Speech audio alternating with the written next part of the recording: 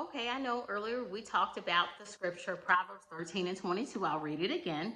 Good people leave an inheritance to their grandchildren. That's just the first part of that verse. And so we talked about how uncertain things can be at work when you have a work uh, policy to cover your income for your family, or if you are depending on Social Security. Those are two variables that, notice I said variable, they're just, we can't count on that. So we talked about purchasing our own policy. Well, some of us have the misconception that, hey, I don't have to think about that because my kids have great godparents, or my parents have it, or my sister is amazing. She loves that. She is that auntie. She will take care of my children, right? And it's awesome and amazing to have loved ones, a support system, a village that you can count on. That's great. But I do caution you, those guys probably already have their own families, their own bills, their own expenses.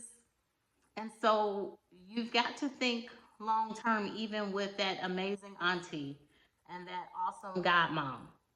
If godmom has her own children and a spouse, and maybe they live well, but consider as well as they live, how would that be impacted by adding an additional two, three, four children to their household with no significant income protection in place from you?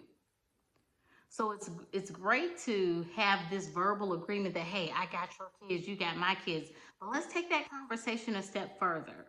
Hey, I know if something were to happen to me, we have X amount of thousand of dollars per month until this last child turns 18 that you would have as a resource. But then I also have this much money in place set aside that we will have for you to take care of them long term. That's the weddings, the college, all those things that happen even before 18. Or if you have to buy a home now because you've been renting a small condo because maybe you have a small family or you live alone, right? These are things that we do, or I should say, we should consider. Or how about your aging parents who live in a 55 and older community?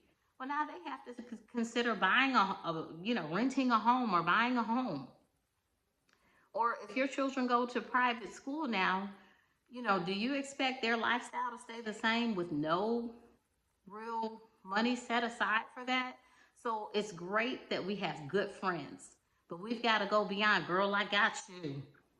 Let's talk about who the beneficiaries are on the policies, or better yet, is there a policy?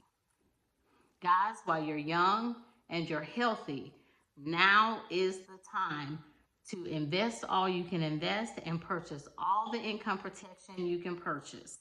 That is the way you can secure a good future for your family for if you leave here too soon or if you live really long. And of course, we believe for the latter, right? So let's do it. Let's get out there. Let's get our families protected more than just in words. We say we love them. We say, girl, I got you. Everything's in place.